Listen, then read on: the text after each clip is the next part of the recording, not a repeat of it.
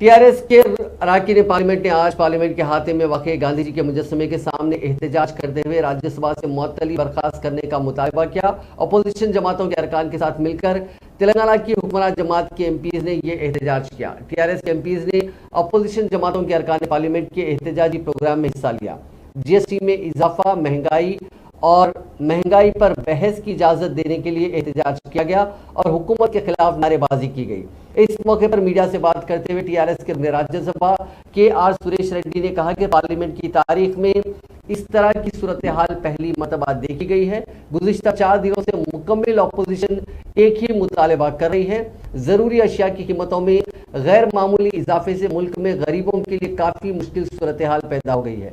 इस मसले पर अपोजिशन जमातें बहस का मुतालबा कर रही हैं। उन्होंने मुतालबा किया कि अपोजिशन चाहती है कि कुल जमाती इजलास मुनक्किद किया जाए या सदरनशीन के साथ इजलास मुनक्किद किया जाए और इस मौजू पर कब बहस की जाएगी तमाम अरकान के इत्तिफाक राय के साथ एक तारीख मुकर्रर की जाए।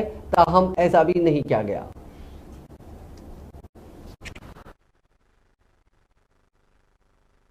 चलेगा नहीं चलेगा, तानाशाही नहीं चलेगा, नहीं चलेगा, नहीं चलेगा। We want, we want, we want, we want, we want, we want. Modi सरकार వెనక్కి తీసుకోవాలి, సస్పెన్షన్ వెంటనే వెనక్కి తీసుకోవాలి, తీసుకోవాలంటే తీసుకోవాలి, వెనక్కి తీసుకోవాలి, సస్పెన్షన్ వెంటనే ఎత్తివేయాలి, సస్పెన్షన్ వెంటనే ఎత్తివేయాలి, సస్పెన్షన్ వెంటనే ఎత్తివేయాలి, సస్పెన్షన్ వెంటనే ఎత్తివేయాలి. కేంద్ర ప్రభుత్వం వైఖరి, కేంద్ర ప్రభుత్వం వైఖరి, కేంద్ర ప్రభుత్వం వైఖరి, కేంద్ర ప్రభుత్వం వైఖరి.